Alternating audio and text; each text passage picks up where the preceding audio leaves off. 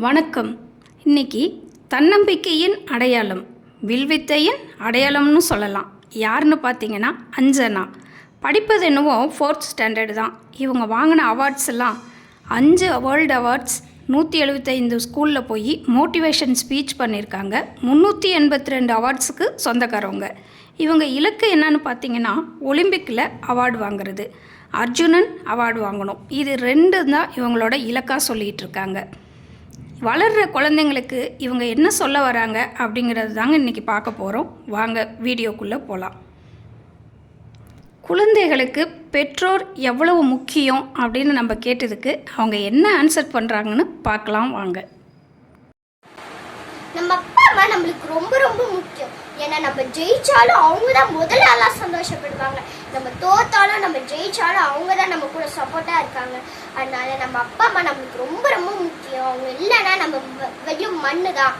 அவங்க இல்லைன்னா நம்ம இல்லவே இல்லை. அதனால நம்ம அப்பா அம்மா நம்மளுக்கு ரொம்ப ரொம்ப ரொம்ப முக்கியம். குழந்தைகள் ஒரு விஷயத்தில் சாதிக்கணும்னா என்ன பண்ணணும்னு நம்ம கேட்டதுக்கு அவங்க என்ன சொல்கிறாங்கன்னு பார்க்கலாம் வாங்க. கடமை செய்தால் வெற்றி, கடமைக்காக செய்தால் தோல்வி. நம்ம ஒரு விஷயம் செய்யறோம்னா அதுல முழு கவனத்தோட நம்ம செய்யணும். அதுல அம்மா திட்டுவாங்க, அப்பா திட்டுவாங்க, குருஜி திட்டுவாங்க, டீச்சர்ஸ் திட்டுவாங்க. அவங்களுக்காக மற்றவங்களுக்காக நம்ம செஞ்சோம்னா அதுல நிச்சயமா நம்ம தோல்விதான் அடைவோம். அதனால நம்ம என்ன விஷயம் செஞ்சாலும் அதுல நம்ம முழு கவனத்தோட நம்ம இதுல நிச்சயமா முடிச்சே ஆகணும் அப்படின்னு சொல்லி முழு கவனத்தோட நம்ம செய்யணும். உங்களை மோட்டிவேஷன் பண்ணும் சென்டென்ஸ் என்னன்னு கொஞ்சம் சொல்ல முடியுமா? என்ன மோட்டிவேஷன் பண்ற ஒரு சென்டென்ஸ் என்னன்னா, வலிதாங்கும் சிற்பம் தான் சடையாகும், வலிதாங்கும் நெஞ்சம் தான் வெற்றி பெறும். குழந்தைகள் தங்கள் பொழுதை எப்படி பயனுள்ளதாக மாற்றிக்கலான்னு உங்கள் ஐடியாவை சொல்லுங்க. குழந்தைகள் எப்பவுமே அவங்க நேரத்தை வீணடிக்க கூடாது. நம்ம நேரத்தை வீணடிக்கிறது ஒண்ணுதான், வாய்ப்பை தவற விடுறது ஒண்ணுதான்.